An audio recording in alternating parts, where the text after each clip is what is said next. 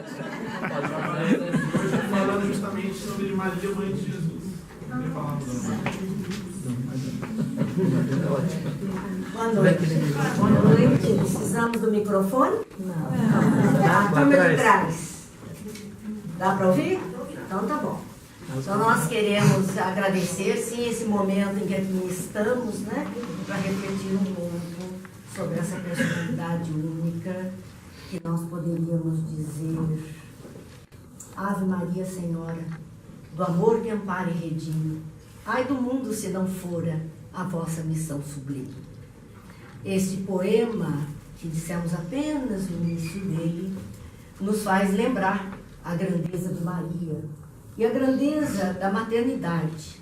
E aqui queremos estender a todas as mães presentes, encarnadas e desencarnadas, porque sabemos que elas estão junto de nós no momento em que assim nos reunimos. É interessante trazermos como tema que nos foi pedido Maria, Mãe de Jesus, quando dentro da própria teologia cristã, no seu modo geral, não temos tantas informações a respeito dessa personagem tão importante na história do cristianismo. Uma figura ímpar e que há tão pouca referência sobre ela, mesmo na Bíblia. Nós temos apenas 7 falas sobre ela no Novo Testamento, uma no Antigo Testamento, 3 momentos de diálogo com ela e alguns salpicos até em Atos dos Apóstolos, cartas de Paulo, numa referência a Maria, Mãe de Jesus. É muito pouco para podermos, então, ter uma ideia verdadeira de Maria. Mas a literatura espírita, através da mediunidade de Francisco Cândido Xavier, através da mediunidade que Miramês nos trouxe, então nós temos Emmanuel, temos Miramês, trazendo a respeito, João Nunes Maia, Chico Xavier, trazendo informações a respeito de Maria.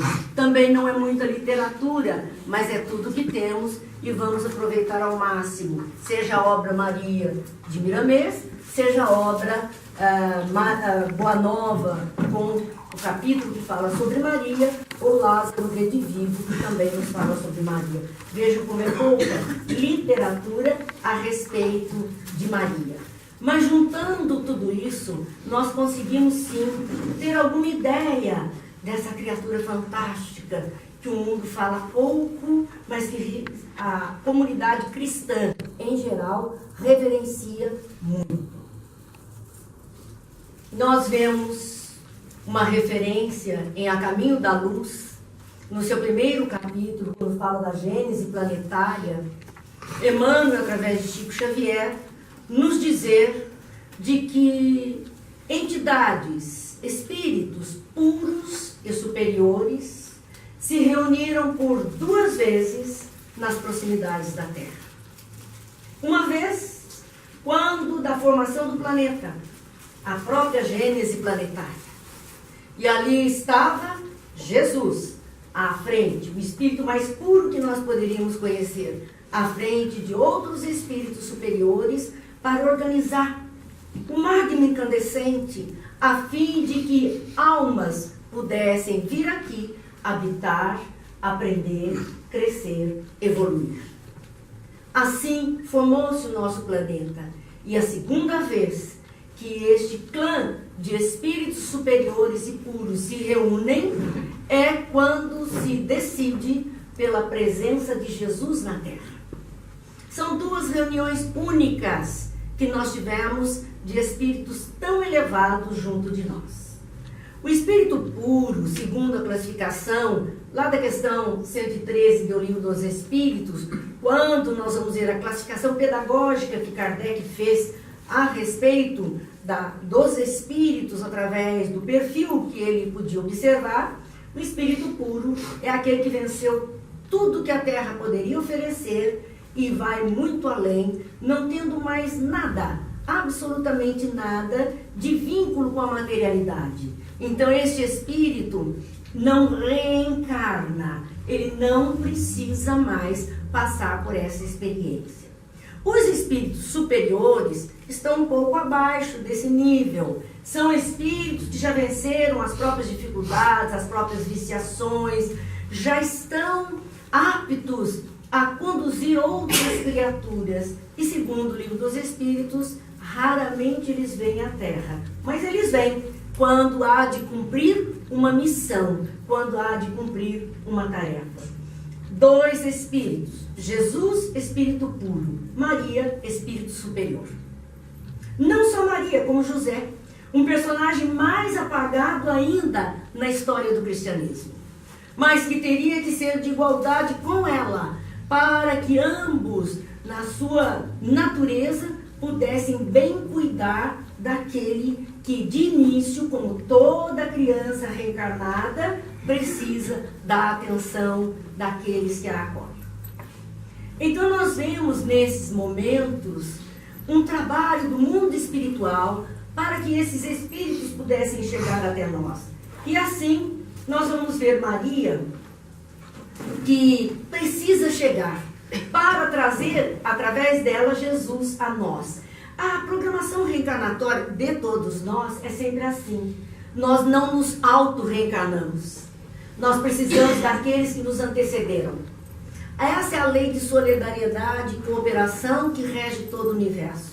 Um depende do outro, um depende do outro. E assim, nós vamos ver que para Maria chegar, outros espíritos também elevados, do mesmo clã, do mesmo grupo, precisaram anteceder e propiciar um caminho para ela poder chegar, para que depois, através dela, Jesus pudesse vir até nós. Assim, nós vamos ver 2 espíritos com um papel importante, e mais uma vez, a história bíblica não relata muito deles, que é Ana e Eli, ou Joaquim em algumas traduções, que são os pais de Maria. Aqueles 2 espíritos, e vamos observar nesta ocasião, especialmente nesta região de Jerusalém, da Palestina, que nós vamos ver Galileia, Samaria, vamos pegar toda essa região hoje chamada por nós de Israel. Toda essa região é uma religião que tem muitos fenômenos mediúnicos à época, muitos fenômenos.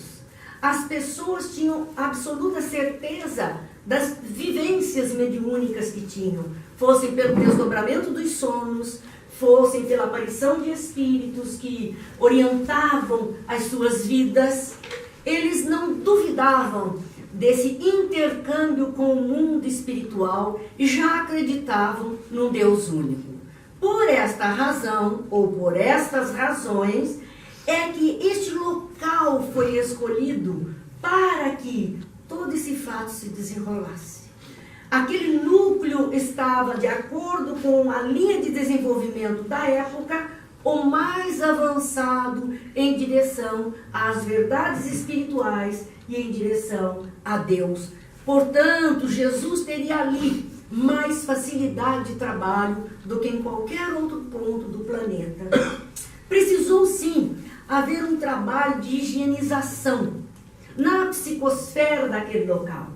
E para isso, os desencarnados daquele grupo de espíritos mais elevados moviam falanges inteiras de trabalhadores para tirar os miasmas daquela psicosfera, a fim de que ela se tornasse mais leve. E aí narra-se a história de que Nazaré, especialmente, ressentia desse clima mais leve.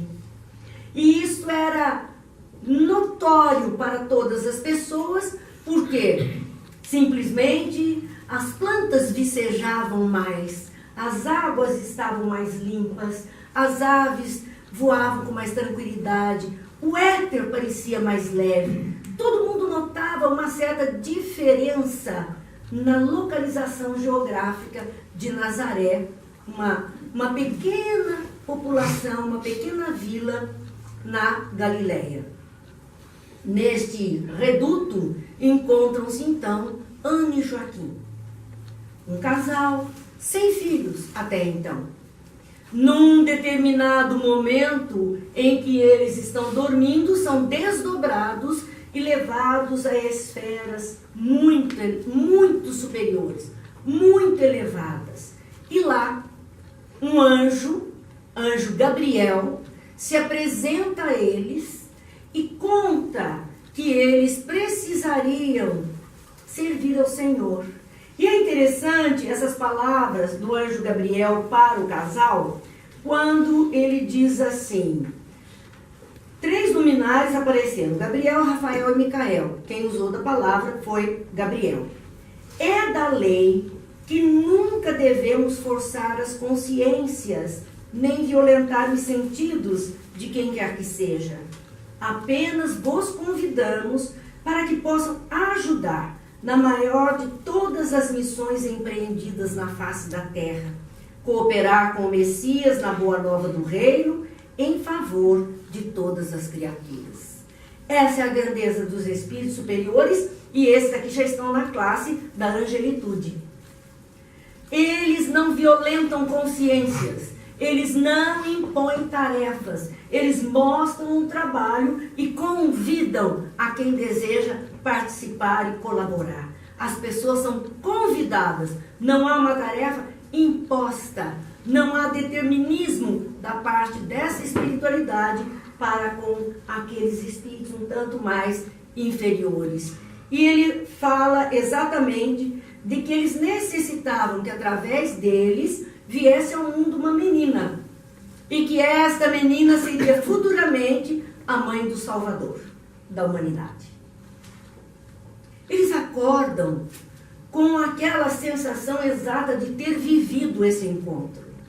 Não era um sonho, porque ambos viveram a mesma experiência. Quando foram trocar ideia, ambos tinham as mesmas informações. Então, era mais uma comprovação de que verdadeiramente eles tiveram essa vivência com o anjo Gabriel. Também é interessante notar que quando as pessoas à época tinham essas vivências mediúnicas, fossem quais fossem, elas tinham o costume de contar. Reuniam-se ao cair da tarde para contar dessas experiências. E é assim que aquele povo ali de Nazaré ficou sabendo de algo que já havia sido predito pelo profeta Miqueias, de que uma virgem de Nazaré daria a luz ao Salvador. Então, simplesmente começava-se a comprovar aquela informação de um profeta, aquela premonição que já se conhecia dentro dos estudos que eram feitos. Assim, Maria, um espírito que já sintetizou em si todas as virtudes da terra, desce para testemunhar, vivendo o amor em suas irradiações mais altas, para que o Cristo de Deus tome corpo neste ambiente de luz. É ela quem vem à carne para que desenvolva todo aquele processo.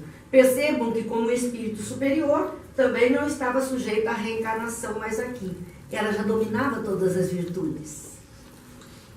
O Cristo, muito menos, porque o espírito puro não tinha a menor necessidade de encarnar-se.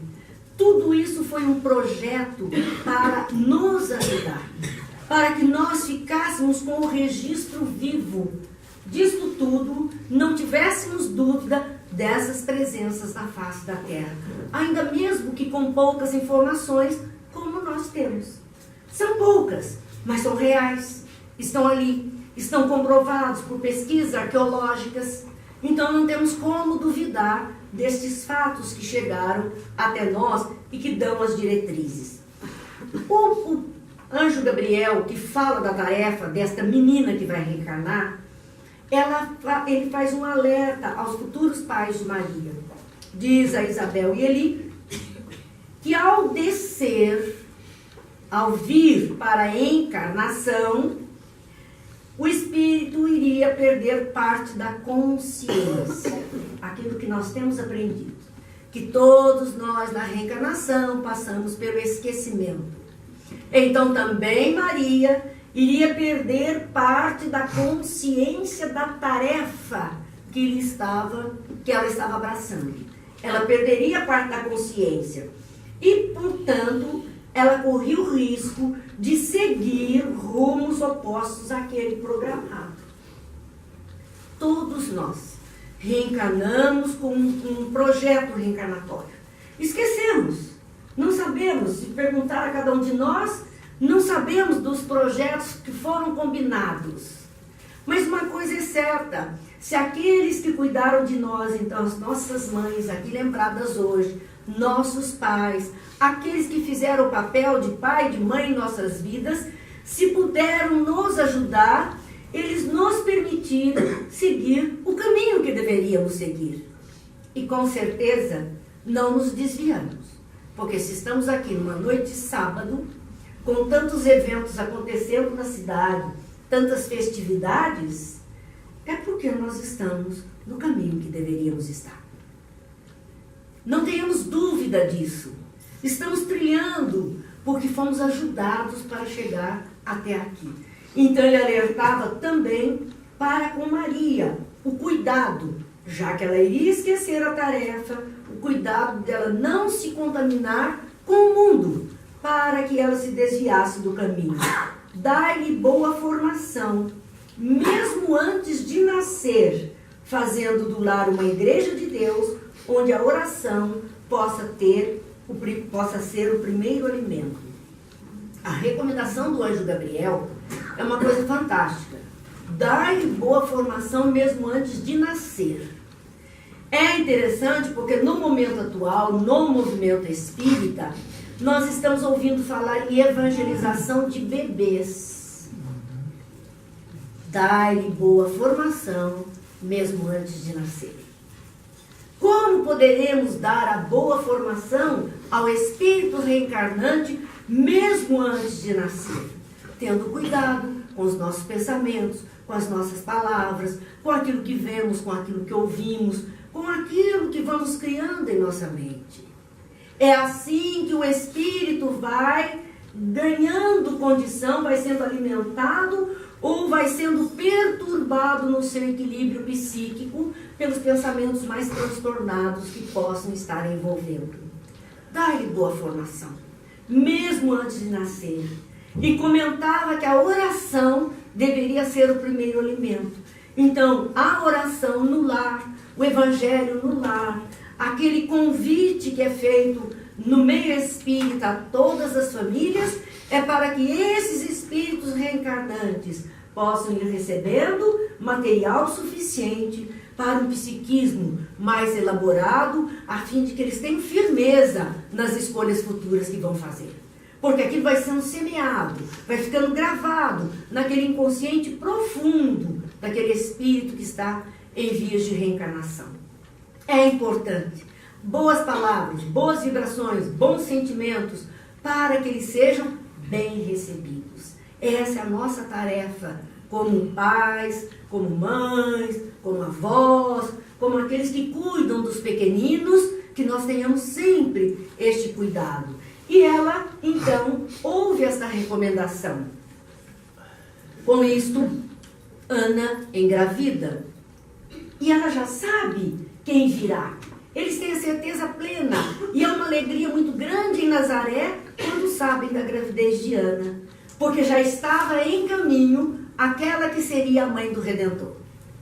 Todos sabiam disso. Então foi uma gravidez de muitas vibrações felizes, de muita esperança, envolvendo aquele espírito que deveria vir à carne para um trabalho tão grande, tão gigantesco. E é assim que ela renasce. Interessante que conta-se que Maria, naquele momento do trabalho de parto, na culminância dela vir à luz do mundo, Ana apenas deu um suspiro e Maria escorregou, sorrindo.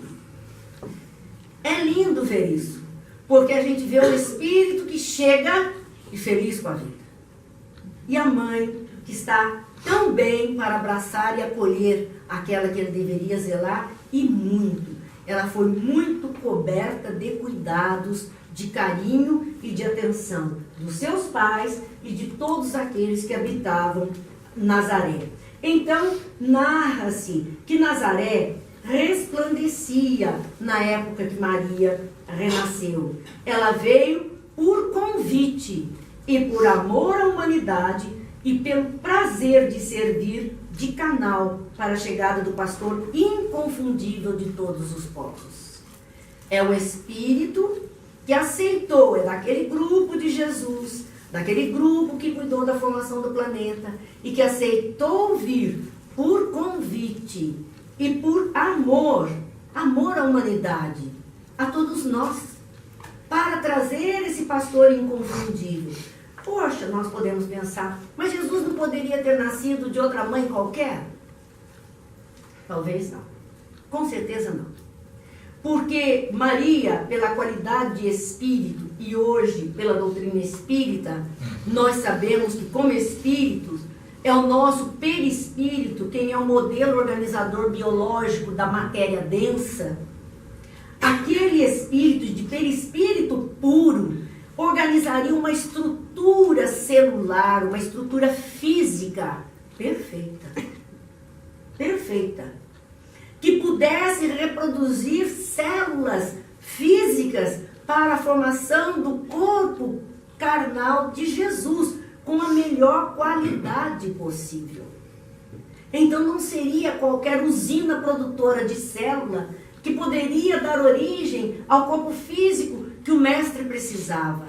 Para este corpo 100% de bem preparado para ele ainda teve um sacrifício enorme de adensar o perispírito. Imagine se tivesse que mergulhar em matérias mais densas, mais contaminadas, estruturas mais complicadas. Ficaria mais difícil. Ali era tudo. Nós podemos pensar num centro cirúrgico totalmente feita asepsia, toda instrumental pronto.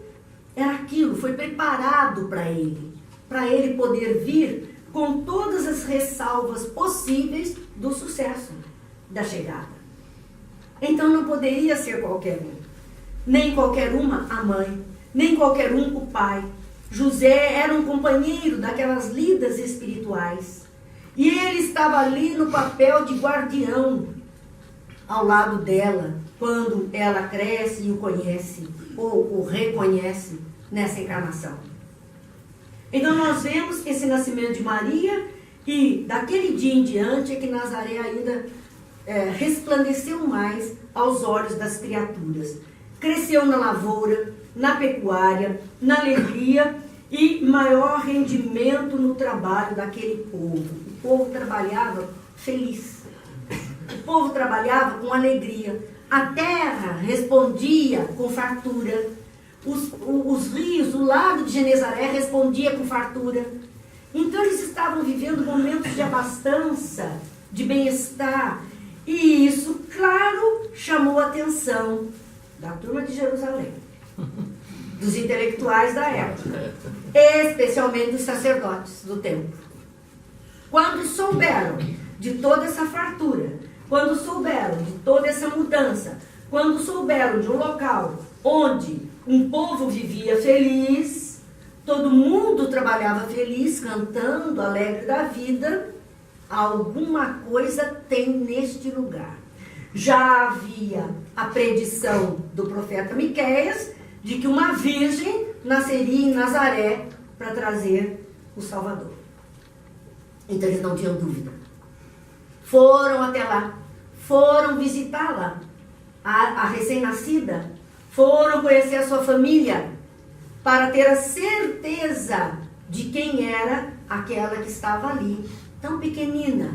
Maria ou Miriam, como é o texto hebraico, é Miriam, a tradução nossa, Maria. Miriam também significa iluminada. E ela estava ali, diante deles. Então, os profetas vão a esta visita. E Eli, pai de Maria, recebe aquelas personalidades na sua casinha e conta e relembra com eles o sonho que ele teve. o desdobramento que ele e a esposa tiveram antes da gravidez. Todo o fato ocorrido, que era a comprovação da profecia. Todo o desenrolar da gravidez, com a tranquilidade, o sucesso do local, que era visto por todos. Mas ele lembra também, naquele instante, as profecias antigas que se referiam a Maria, que se referiam à vinda de Jesus através dessa virgem. Então, para eles, havia uma certeza absoluta, que era ela a escolhida, era ela a indicada. Azedã Moá era um dos rabinos do templo, era o líder deles, à época de Maria. E ele se tomou de amores pela criança, pela família. Ele como que apadrinhou Maria ao longo da sua infância e da sua juventude. A ocupação de Azedã Moá foi olhar muito por essa criatura que ele tinha como uma criatura sublime e que ele se encantava porque, muito pequena, as falas dela e a conversa, o diálogo com o rabino era de igual e até superior pelos ensinos que ela trazia. Isso também representava um perigo.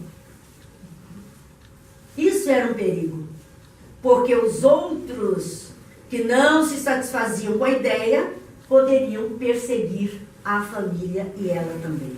Então ele se colocou como um protetor e ele anuncia o nascimento de Maria, dizendo: homens, mulheres e crianças de Israel, ele fala no templo, fomos agraciados pela luz. A criança nasceu na aldeia de Nazaré. O Senhor ouviu as nossas preces. Ela será o caminho por onde deverá chegar o Salvador do mundo. Uma virgem dará a luz ao Filho de Deus, e essa virgem já se encontra entre nós. Havia uma expectativa desse Messias, Filho de Deus, aquele que faria um reino na terra, até trazer alguma vantagem para o sinédrio, para os fariseus de época. Mas aqueles que dominavam e tiravam todo proveito não estavam muito satisfeitos com a ideia de alguém que pudesse vir e ocupar o lugar deles e destronar todo o poder que eles tinham diante do povo.